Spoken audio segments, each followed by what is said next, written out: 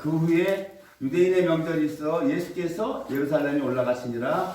예루살렘에 있는 양문 곁에 히브리말로 베데스다라 하는 곳이 있는데 거기 행각 다섯이 있고 그 안에 많은 병자, 소경, 절뚝발이, 혈기 마른 자들이 누워 물에 동함을 기다리니 이는 천사가 가끔 못에 내려와 물을 동하게 하는데 동한 후에 먼저 들어가는 자는 어떤 병에 걸렸든지 낫게 되밀어라. 거기 38년 된 병자가 있더라. 예수께서 그 누운 것을 보시고 병이 벌써 오랜 줄 아시고 이르시되 내가 낫고자 하느냐. 병자가 대답하되 주여 물이 동할 때 나를 못에 넣어줄 사람이 없어 내가 가는 동안에 다른 사람이 먼저 내려가나이다.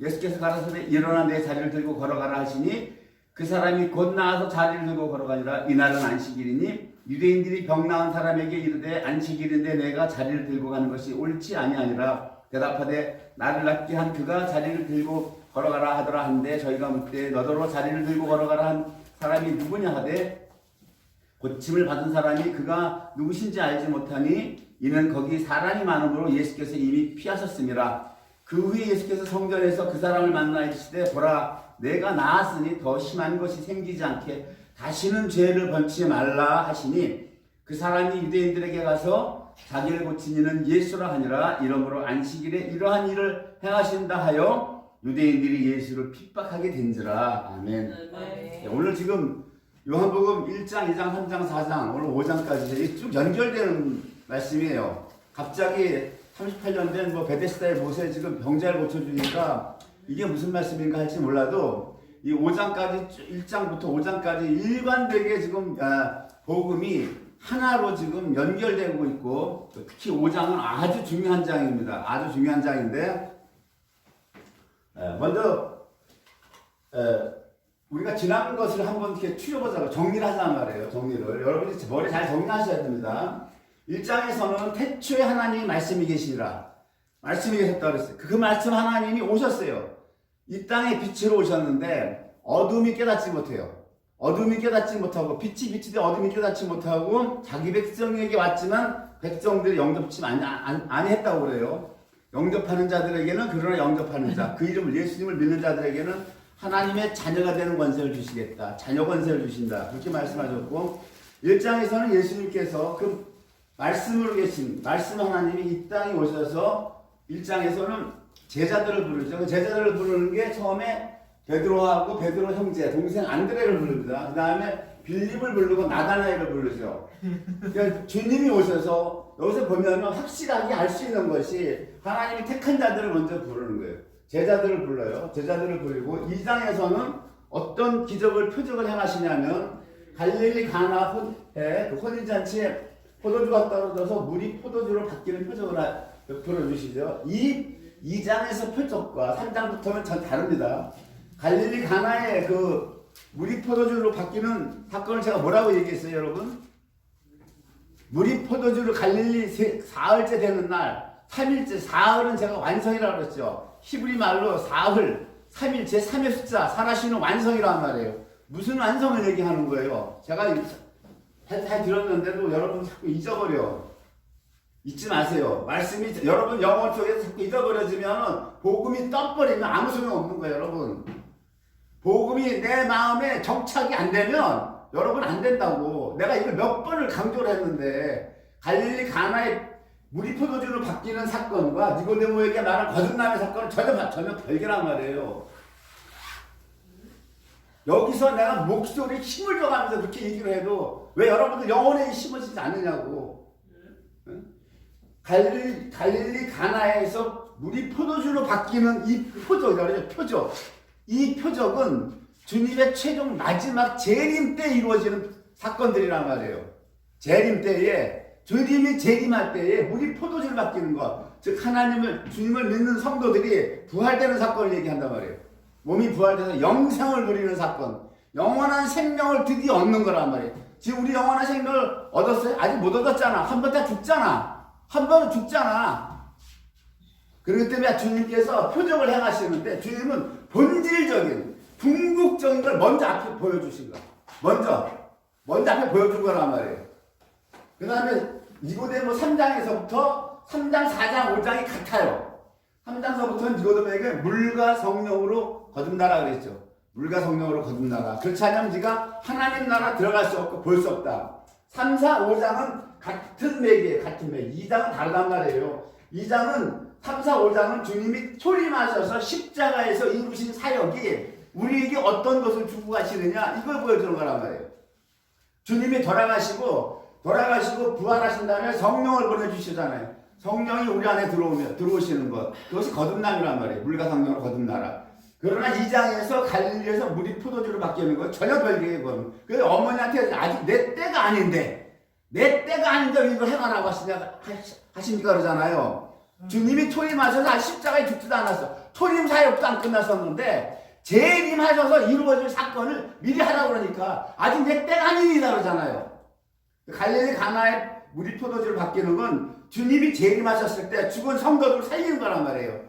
이 포도주를 뭐라고 그랬어요? 사사기에서 포도주는 사람을 기쁘게 하는 거라고 했잖아요. 우리가 무엇에 기뻐요? 로또로 맞아도 기뻐요. 1등 당첨돼서 40억을 맞으면 기쁘다고. 그런 기쁨도 있고 저런 기쁨도 많아. 인생에서 살다 보면 기쁜 맛을 많이 누리고 사는데 죽은 시체가 부활하는 것만큼 더 큰 기쁨이 있겠냐 말이에요 여러분. 예? 그래서 물이 포도주는 기쁨이란 말이에요. 예? 그 다음에 사마리아 수가 여인과의 대화를 나누죠. 거듭남의 다른 면을 보여주고 거듭남이 이러한 면 저러한 면 거듭남의 다른 면 성령이 사람 안에 들어와 그리스도의 영이 우리 안에 들어와 계시는 것을 거듭남이라고 그러고 사마리아 여자에게는 가서 뭐라고 그래? 4장 16절에 가서 네 남편 불러오라고 그러죠. 네 남편. 그 성령이 들어오는 것을 남편이 들어왔다고 표현한단 말이에요. 남편 예수 그리스도가 남편이란 말이에요. 부활하신 영으로서 우리에게 들어오신 성령 남편이에요.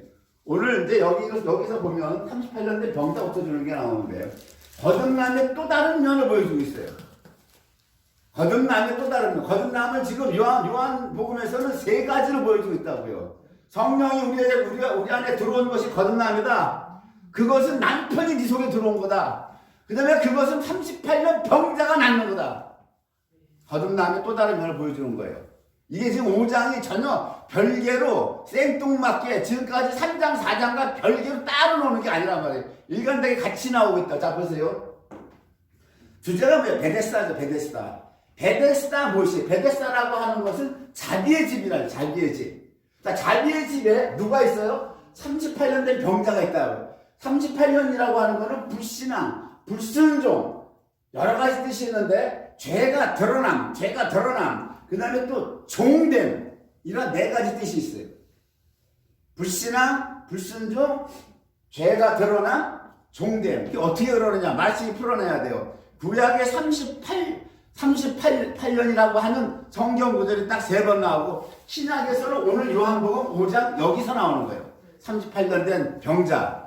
신명기 2장 14절에 보면 여기 신명기 2장 14절에 보면 38년이 나오는데 가데스 바네아에서 세레시네를 건너기까지 38년 동안이라 가나안 땅 일주일이면 가는 거를 이스라엘이 불평 원망해서 죄가 드러나서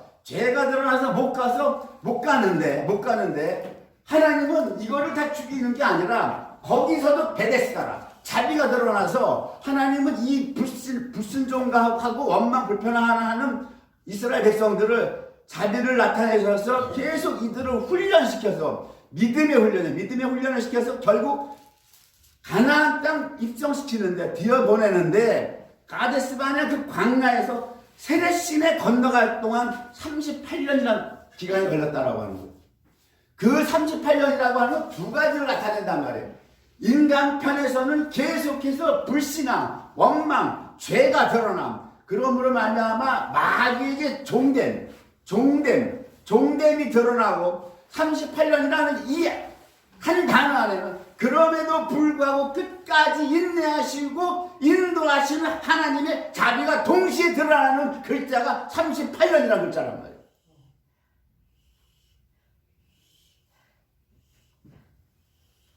이때에는 그리스도의 모든 군인들이 여호와께서 그들에게 맹세하신 대로 진중에서 다 멸절되었나니 끝까지 불신앙하는 사람들은 하나님 멸했어요. 멸했고 제2세대대로 끌고 가죠. 하나님께서 출애굽 2세대입니다. 출애굽 2세대. 이것도 잘 보셔야 돼요. 하나님의 자비를 대하시지만 끝까지 불순종하고 불신앙은 하나님 어떻게 했어요? 죽여버렸어요. 광야에서. 그리고 이게 뭐냐면 출애굽 1세대 모세와 아론을 불러서 빼내온 출애굽 1세대 있죠. 1세대는 다 죽은 거예요. 그 2세대 있죠. 2세대. 그들이 낳은 새끼들. 그들을 끌고 가는 거라고. 그 다음에 열왕기상 16장 29절 봅니다. 열왕기상 16장 29절 보면 유다왕 아사왕이 나오는데 이 아사왕이라고 하는 것은 그 아사왕이라고 하는 건 왕국이 찢어지나요? 솔로몬 이후에 왕국이 찢어지죠. 왕국이 찢어졌을 때 이쪽이 르호보암이에요. 남왕국이 르호보암이고 북왕국이 여로보암인데 르호보암이고 이 아사가 이제 찢어지고 나서 일대 그 위에 물론 솔로몬도 있고 다윗도 있고 사울도 있는데 그때는 통일한국 시대고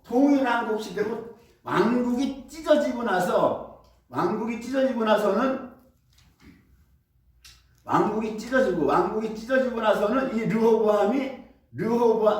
지금 여기 유다왕 아사왕은 왕국 찢어지고 나서 제 세 번째 왕이에요. 르호보암, 두 번째가 아비암, 그다음 세 번째가 아사예요. 아사왕인데 이 세 번째 왕이라고 해요. 물론 르호보암 위에 솔로몬도 있어. 그 위에 다윗 사울 있었는데 그걸 생각하자마자 나라가 찢어지고 난 다음에 죄 때문에 찢어지고 나서 남유다란 말이에요. 이쪽 북이스라엘이고 세 번째 왕인데 지금 르호보암과 아비암은 사가들이 어떻게 기록하냐면 여호와 앞에 악했더래요. 1대 왕, 2대 왕은 여호와 앞에 악했더라고. 아사 왕은 선한 왕으로 기록돼요. 아주 선한 왕으로 기록되는데 열왕기상 16장 29절을 보면 이렇게 돼 있어요. 유다왕 아사 제38년에 여기 38년 숫자가 처음 등장해요. 구약에서 두 번째로 등장하는 아까 신명기에서 처음에 등장했죠. 이스라엘이 그 세례시내를 건너갈 때까지 38년 동안이라고 그랬고 여기서 유다왕 아사 제38년에 북왕조를 얘기해요. 북왕조 오므리의 아들 아합이 이스라엘의 왕이 되니라. 이스라엘 사가는 항상 그렇게 기록을 한단 말이에요. 유다왕 몇 년 때에 북왕조에 누가 왕이 된다. 이렇게 기록을 하는데 오므리의 아들 아합이 사마리아에서 22년을 이스라엘을 다스리니라. 이렇게 나오죠. 네. 근데 이제 여기 열왕기상 15장 9절에서 15절을 보면 아사에 대해서 이렇게 얘기가 나와요. 이스라엘 왕 여로보암의 제20년에 아사가 유다 왕이 되어 예루살렘에서 41년을 치리하니라 이렇게 되어 있어요. 41년. 그러니까 지금 선한 왕 아사 3대째 왕이 41년을 치리해요. 41년 왕으로 즉위해서 41년을 치리하는데 38년 되는 해에 오므리 아들 아합은 아주 북왕국에서 악하기로 유명한 왕인데 아주 악한 중에 악한 왕인데 왕이 돼요. 근데 아사를 어떻게 평가하냐면 열왕기상 15장 11절에 보면 이렇게 돼 있어요. 아사가 그 조상 다윗같이 여호와 보시기에 정직하게 행하여 아사가 정직하게 행하여 뭐를 척결합니까? 남색하는 자, 요즘 말로 동성애란 말이에요. 남색하는 자를 그 땅에서 쫓아내고 그 열조에 지은 모든 우상을 없이 하고 또 그 멋진 마아가가 아세라의 가증한 우상을 만들었으므로 자기의 낳아준 친엄마가 아세라의 가증한 우상을 만들었으므로 자기 엄마의 태후의 위를 패했다는 거예요. 대단한 왕이 이거 아무나 못합니다. 이거 여호와 하나님 앞에 신앙 없으면 사람은 이 핏줄에 먼저 끌리기 때문에 내 친엄마를 패를 못하는 거예요. 아사가 이렇게까지 했다는 거예요. 하나님 앞에 정직하게 행했고 모든 우상을 다 파해버렸고 동성애가 그때도 있었다는 거예요. 이 동성애가 언제부터 시작됐는지 나 잘 모르겠는데 그때 남색하는 동성애를 다 쫓아냈다는 거예요. 그리고 그 아세라의 그 우상을 다 우상을 찍어서 기도로 시냇가에서 불살랐으나 뭐라고 나옵니까? 14절에 오직 산당은 없이 하지 아니한지라 그러나 아사의 마음이 일평생 여호와 앞에 온전하였다 이거 나오죠. 일평생 온전했음에도 불구하고 여기서 뭘 기록하고 있냐면 아사의 다른 한 면을 기록하고 있는데 산당을 없애지 못했다. 이거 무슨 얘기냐면 아사 역시도 여호와 하나님 앞에 죄가 드러나는 걸 보여주고 있는 거예요. 38년이라는 이 숫자가 여러분들 잘 보셔야 된다고. 그 다음에 또 다른 걸 봅니다. 열왕기하 15장 8절, 열왕기하 이번에는 열왕기하 15장 8절에 보면 유다왕 아사랴, 이 아사랴라고도 하고 이게 우시아라고도 하는데 어쨌든 간에 이 왕은 유다의 지금 아사는 300째 왕이죠. 이 아사랴 왕은 제 10대예요. 10대째 아사랴. 이 왕도 선한 왕으로 기록이 돼요. 선한 왕으로 기록되는데요. 유다왕 아사랴 38년에 여기 38년이라는 글자가 또 나오죠. 구약 성경에 38년이라고 하는 것은 딱 3번 나와요. 이렇게. 신명기에 한 번 나오고, 열왕기상에 한 번 나오고, 열왕기하에 한 번 나오고. 여로보암의 아들 스가랴가 사마리아에서 이스라엘 왕이 되어 6달을 치료하며 아사랴가 지금 이 왕이 그 붙인 아마샤의 모든 행위대로 여호와의 보시기에 정직하게 행했다. 선한 왕들의 특징이 여호와 앞에 정직하게 행했다는 거예요. 정직하게 행했다고 한 겁니다. 오직 산당은 제하지 아니하였으므로 이 왕 역시 아까 얘기한 아사왕처럼 3대 아사왕처럼 똑같이 산당을 없애지 못했다고 하는 거예요. 그래서 백성이 오히려 그 산당에서 제사를 드리고 분향하였고 15장 5절 봅니다. 여호와께서 왕을 치셨으므로 죽는 날까지 문둥이가 되어 별궁에 거하고 왕자 요담이 궁중일을 다스리며 국민을 치리하였더라. 두 왕의 공통점은 무엇이다? 여호와 앞에 정직히 행했다. 또 다른 공통점은 두 왕이 뭡니까? 산당을 없애지 못했다라고. 3대째 왕은 하나님이 치지 않았는데 10대째 왕은 하나님이 쳐버렸어요. 왜 쳤습니까? 그 산당이 없어지지 않고 계속 왕들이 대를 이어가면서 계속해서 이어져 내려온 거예요. 이 산당이.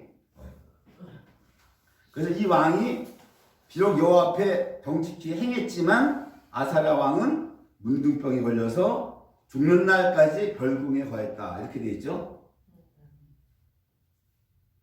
에스겔에서 포로를 딱 보내고 나서 포로로 갔어요. 하나님이 포로를 보내고 나서 포로 때 선지자 입에 하나님이 이 말씀을 하시는 거야. 네가 네 의무올치 에스겔 선지자에게 이스라엘의 죄악을 드러내는 거예요. 색스러운 산당을 너를 위하여 만들고, 산당이라는 게 무엇이냐 과연 만들고 거기서 행음하였나니 이런 일은 전무후무하니라.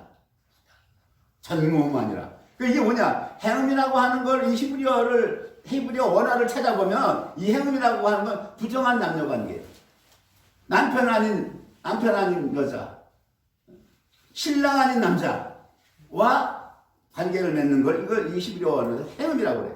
산당에서 그걸 했다는 거예요. 그걸 했는데 그 색스러운 산당을 이스라엘 너를 위해서 만들고 이런 일은 전무후무했다. 하나님이 율법도 땅에 떨어지고 이스라엘 백성들이 전부 세계 팔려버린 거예요. 남자고 여자고 할 것 없이. 산당이라고 하는 예배가 안 없어지는 거예요. 왜 안 없어졌느냐? 이세벨이 끌고 들어 바알의 그 문화란 말이에요. 바알 문화. 거기서 그 짓거리를 해야 부귀를 누린다는 거예요. 이게 이 바알신이. 그러니까 이들이 여호와 하나님은 전능해서 힘이 막강해서 우리를 외국 군대로부터 지켜주는 하나님 정도로만 알고 물질적 풍요는 누가 주느냐? 바알이 갖다 준다. 이렇게 믿은 거예요. 얘네들이. 이스라엘이 물질적 풍요를. 그래서 이방신을 주지 말라고 했잖아요. 이방신을 그대로 받아들였고 그걸 믿은 거야. 믿었어. 그러니까 우리가 물질의 부여를 누리려면 실컷 조건 산당 가서 그걸 해야 된다는 거예요. 이게 머리에 박혀버린 거예요. 이게 왕국이 찢어지고 나서 계속 대를 이어내려가는 이게 계속해서. 그러니까 이게 뒤집어 보면 목구멍이 포도청이라고 먹고 살기 위해서 기짓거리 해야 되는 거예요. 먹고 살기 위해서. 이러니까 아사도 그걸 못 건드려. 경제니까. 사실은 먹이고 입히는 게 하나님이 하는 건데 이 마귀에 여기에 속아가지고 이렇게 전부 다 넘어간 거라고 이게 이렇게 되는 거예요. 그래서 38년이라고 하는 게 무엇입니까? 불신한 불순종, 죄가 드러났다, 죄가 드러나서 뭡니까? 마귀에게 종된, 종이 됐다고 하겠죠. 종이라고 하는 건 뭡니까? 종의 특징은 종은 아무 힘이 없어. 불가항력이야. 주인에게서 못 빠져나와. 못 빠져나온단 말이야. 종은 자기 힘으로 못 나와. 종이라고 하는 것 특징이. 그 여호와 하나님이 애굽에 종된 너희를 인도하여 낸 나 여호와. 이걸 구약 내내 말씀하셔. 구약 내내. 이게 뭔지 아십니까? 마귀에게 종된. 마귀 사탄에게 종이 돼서 너희는 스스로 빠져나오려 나올 수 없는 존재인데 그거를 인도해서 빼낸 나 여호와라고 하는 거예요. 오늘 베데스다죠. 38년 된 병자를 주님이 고쳐주시죠. 베데스다는 자기의 집이죠.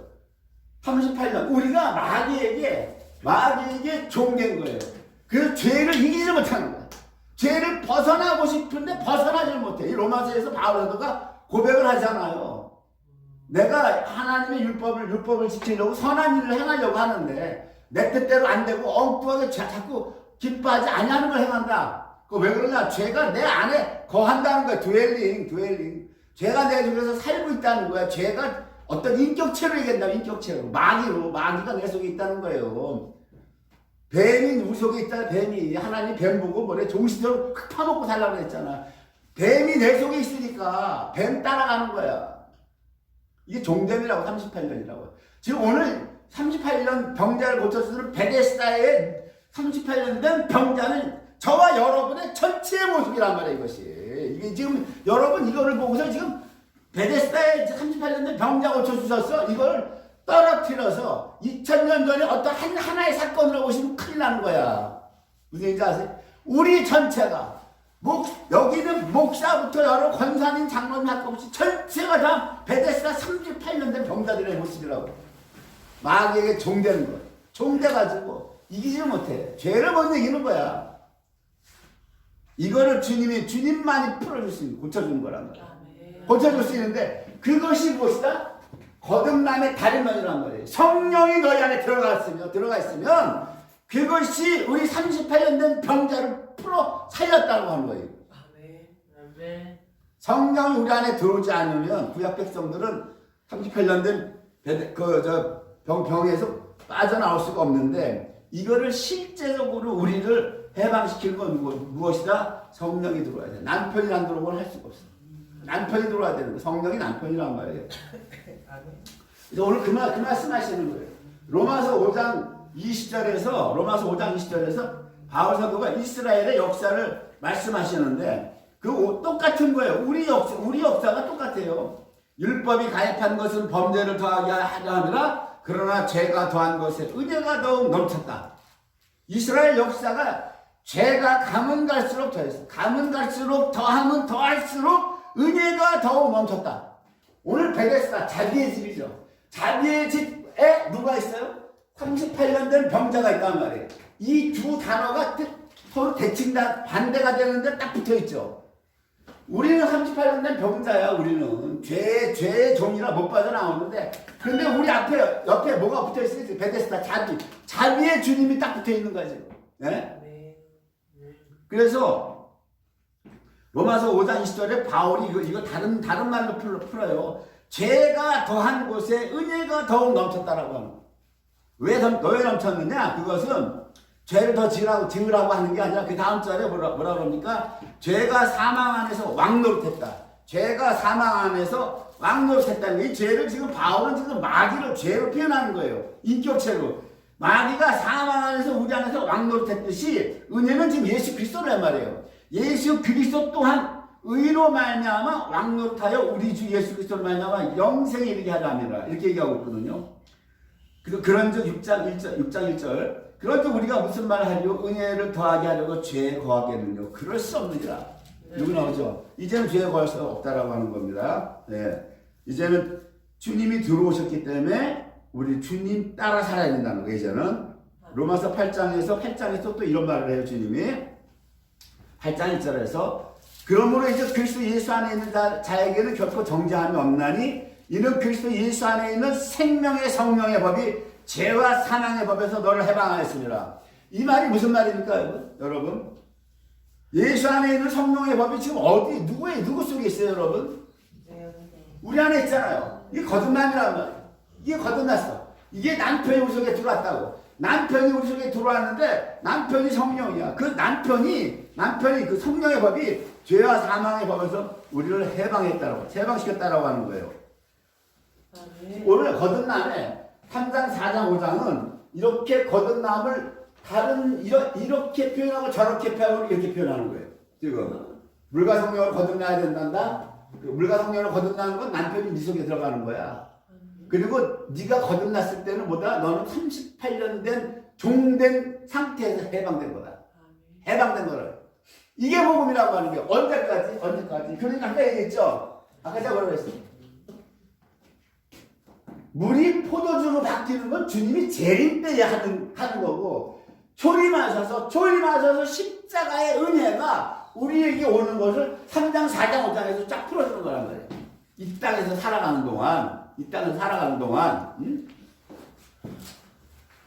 창세기 2장 24절 보면 왜 하나님이 이렇게 우리에게 그러면 38년 우리는 뭐냐 죄만 짓는데 왜 주님은 이렇게 우리에게 늘상 은혜만 주시느냐, 자비를 베푸시느냐.